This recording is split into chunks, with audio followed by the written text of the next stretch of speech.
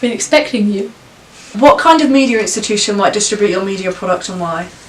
During the production of our opening sequence, we had to decide which production company would be most suitable to distribute our media product. To make this decision, we had to do extensive research into lots of different production companies and then think about the thrillers that they had already released. One media institution that came up in discussions was 20th Century Fox. They've released big films like Dawn of the Planet of the Apes, Avatar, and stuff like Deadpool. In terms of thrillers, they've done stuff like Gone Girl, The Revenant, and Taken. In Gone Girl, there's a female protagonist called Amy. She's in her 30s, and she's meant to be the most flawed character who causes all the issues. Whereas in our opening sequence, we depicted Zenise as being, the main character and the one who isn't causing the issues. That was meant to be the antagonist, obviously.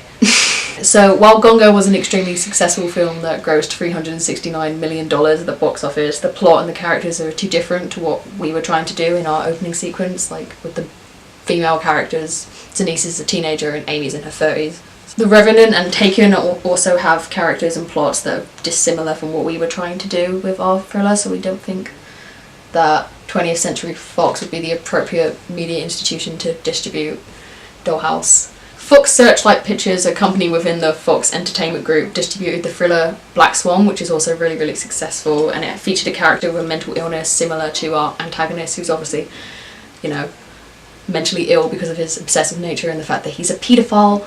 However, we decided this media institution wasn't appropriate for distributing Dollhouse because they don't do enough films that are of the thriller genre.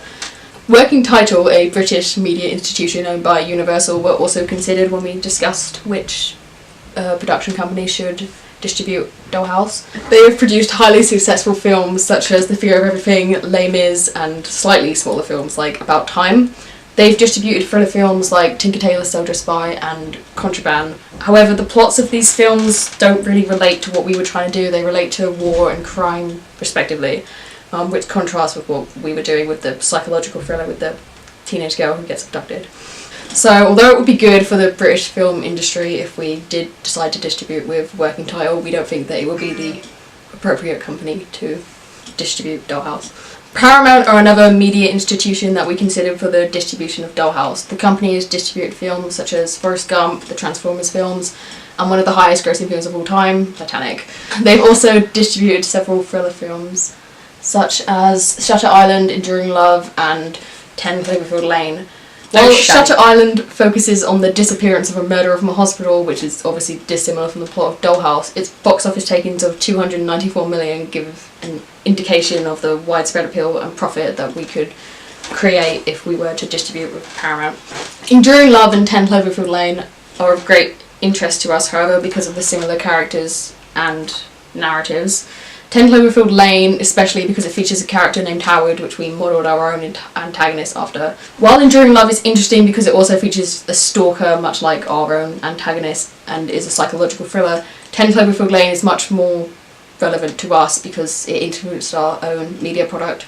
Therefore, we decided that if we were to distribute Dollhouse, it would be with Paramount, hence why its title features at the beginning of our opening sequence. I think that Dollhouse would be suitable for international release because it's not really audience specific. The characters are British, but it's not really a kitchen sink drama that the British film industry used to do a lot of. Zenise as a character could be relatable to audiences worldwide, especially to our teenage demographic of 16 to 19-year-olds. And new story that our audience might be familiar with is the kidnapping of Amanda Berry, who was 16 years old when she was taken by the 43-year-old Ario Castro. He also took other girls called Gina and Michelle, who were 14 and 21 respectively.